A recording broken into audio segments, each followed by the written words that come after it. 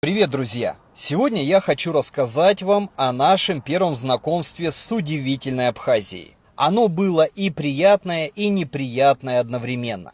Это была всего лишь однодневная поездка из Сочи на экскурсионном автобусе. Но впечатлений хватило на целый год. С самого утра, когда мы только загрузились в автобус, наш гид, местный абхазец, с колоритным акцентом сразу предупредил: друзья, на всех остановках вас будут ждать местные предприниматели в костюмах. Разные орлы, медведи, сказочные персонажи. Фотографироваться, пожалуйста, но знайте, потом будут требовать деньги. Дорога в Абхазию – это отдельное приключение. Автобус петлял по горным серпантинам. За каждым поворотом открывались потрясающие виды. То отвесные скалы, покрытые густым лесом, то бурные горные речки. Мы то и дело останавливались на смотровых площадках. И вот на первой же нас встретил, нет, не просто человек, а настоящий разбойник. Вернее, мужик в костюме разбойника.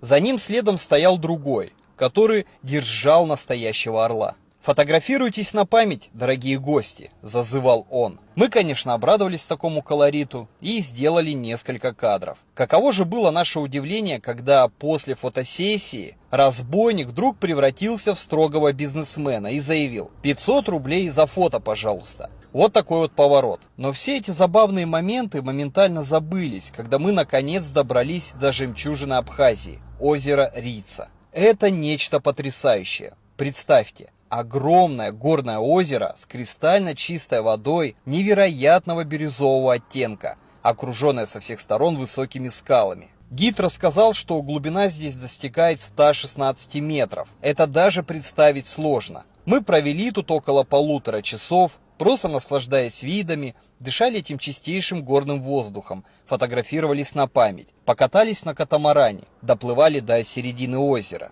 И я вот вам скажу, что это действительно то место, ради которого стоит ехать в Абхазию. После природных красот нас ждало знакомство с местным колоритом. И здесь началось самое интересное. По программе у нас были запланированы экскурсии на пасеку и в винный погреб. На пасеке нам сначала интересно рассказывали о пчеловодстве, дали попробовать разные сорта меда. Липовый, каштановый, горный. Все очень вкусно.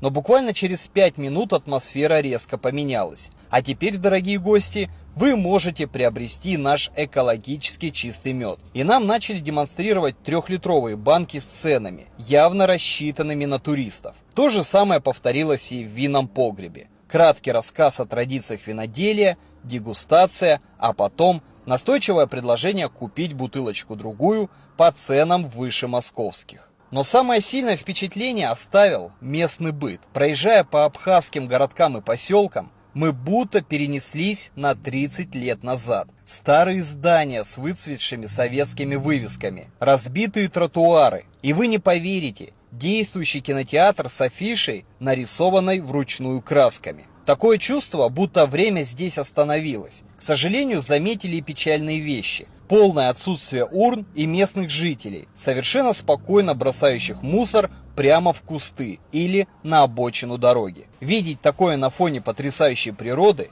было особенно грустно. Несмотря на все эти странности и контрасты, поездка нам очень понравилась. Абхазия действительно уникальное место, где потрясающая природа соседствует с удивительным местным колоритом. Если вы соберетесь туда в первый раз, вот вам несколько советов из нашего опыта. Берите с собой мелочь для персонажей на смотровых площадках. Учитесь вежливо, но твердо отказываться от навязчивых предложений купить что-то. И самое главное, настройтесь на позитив. Ведь именно такие необычные моменты и создают неповторимую атмосферу путешествий. А уж ради видов озера Рица и горных пейзажей можно потерпеть и орлов, и навязчивых продавцов меда. Подписывайтесь на мой канал. До новых встреч!